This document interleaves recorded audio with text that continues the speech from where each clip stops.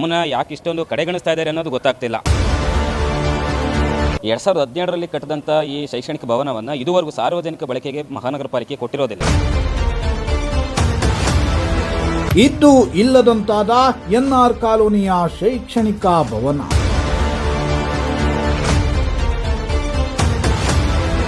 ಪಾಲಿಕೆ ನಿರ್ಲಕ್ಷ್ಯಕ್ಕೆ ತುಕ್ಕು ಹಿಡಿಯುತ್ತಿವೆ ಪೀಠೋಪಕರಣಗಳು.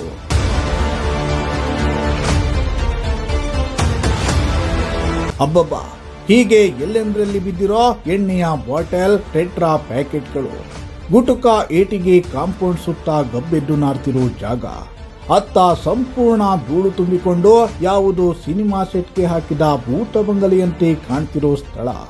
ಲಕ್ಷಾಂತರ ರೂಪಾಯಿ ಖರ್ಚು ಮಾಡಿ ಚೇರ್ಗಳನ್ನ ಹಾಕಿದ್ರೋ ಕೂರೋಕೆ ಜನ ಇಲ್ಲದೆ ಬಣಗುಡುತ್ತಿರೋ ಹಾಲ್. UPS ಇದ್ರೂ ಕೂಡ ಪ್ರಯೋಜನಕ್ಕೆ ಬಾರದೆ ಮೂಲೆಯಲ್ಲಿ ಬಿದ್ದಿದೆ. ಇಂತಹದ್ದೊಂದು ದೃಶ್ಯ ಕಂಡು ಬಂದಿದ್ದು ಎಲ್ಲಿ ಅಂತೀರಾ? ಈ ಸ್ಟೋರಿ ನೋಡಿ. ಹೌದು ವೀಕ್ಷಕರೇ, ಪ್ರತಿ ಗ್ರಾಮದಿಂದ ಹಿಡಿದು ನಗರದವರೆಗೂ ಶಿಕ್ಷಣಕ್ಕೆ ಒತ್ತು ನೀಡುವ ಸಲುವಾಗಿ ಸರ್ಕಾರ ಆಯಾ ಸಮುದಾಯದವರಿಗೆ ಸಮುದಾಯ ಭವನವನ್ನ ನಿರ್ಮಿಸಿಕೊಡುತ್ತೆ. ಅದರಲ್ಲಿ ಅಲ್ಲಿನ ಸ್ಥಳೀಯ ಮಕ್ಕಳ ಓದಿಗೆ ಹೆಚ್ಚು ಒತ್ತು ಕೊಟ್ಟು ಬೇಕಾದ ಸಾಮಗ್ರಿಗಳನ್ನ ಒದಗಿಸುತ್ತೆ. ಆದರೆ ತುಮಕೂರಿನ ಎನ್ಆರ್ ಕಾಲೋನಿಯಲ್ಲಿ ನಿರ್ಮಿಸಲಾಗಿರುವ ಸಮುದಾಯ ಶೈಕ್ಷಣಿಕ ಭವನ ಹೆಸರಿಗೆ ಮಾತ್ರ ಇದೆ ಅಷ್ಟೇ.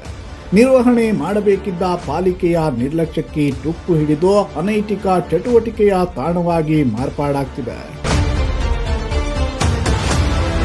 2017ರಂದು ಎನ್ಆರ್ ಕಾಲೋನಿಯಲ್ಲಿ ಈ ಸಮುದಾಯ ಶೈಕ್ಷಣಿಕ ಭವನವನ್ನ ಕಟ್ಟಲಾಗಿತ್ತಂತೆ. ಆದರೆ ಪಾಲಿಕೆಯ ನಿರ್ಲಕ್ಷ್ಯದಿಂದಾಗಿ ಕಳೆದ 3 ವರ್ಷಗಳಿಂದ ಈ ಸಮುದಾಯ ಭವನಕ್ಕೆ ಬೀಗ ಜಡಿಯಲಾಗಿದೆ. ಇದರಿಂದ ಅಲ್ಲಿನ ಮಕ್ಕಳಿಗೆ ಶೈಕ್ಷಣಿಕವಾಗಿ ಯಾವುದೇ ಪ್ರಯೋಜನವಾಗ್ತಿಲ್ಲ. ಸಮುದಾಯ ಭವನದಲ್ಲಿ ಹೊಸ ಪೀಠೋಪಕರಣಗಳು, ಅಗತ್ಯ ವಸ್ತುಗಳು ಇದ್ದರೂ ಕೂಡ ನಿರ್ವಹಣಾ ಜವಾಬ್ದಾರಿ ಇಲ್ಲದೆ ಪಾಳು ಕೊಂಪೆಯಾಗಿದೆ.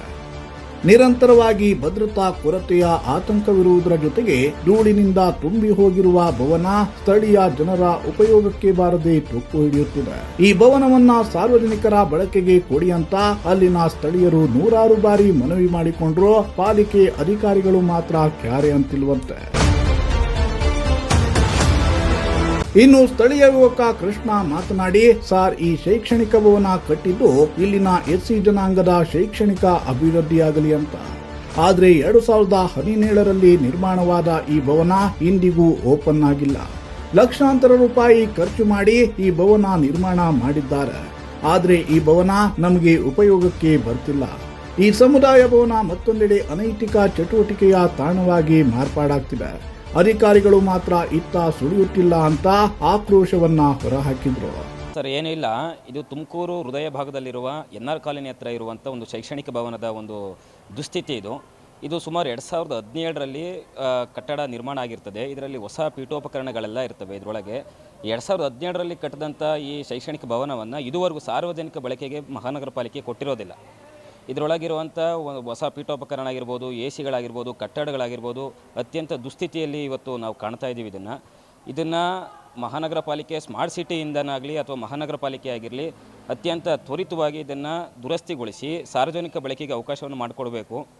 ಆದರೆ ಇವತ್ತು ಸರ್ಕಾರದಿಂದ ಅನುದಾನ ಬಂದರೂ ಕೂಡ ಮಹಾನಗರ ಪಾಲಿಕೆ ಇದನ್ನು ಯಾಕೆ ಗಮನಿಸ್ತಾ ಇಲ್ಲ ಅನ್ನೋದು ಒಂದು ದೊಡ್ಡ ಪ್ರಶ್ನೆ.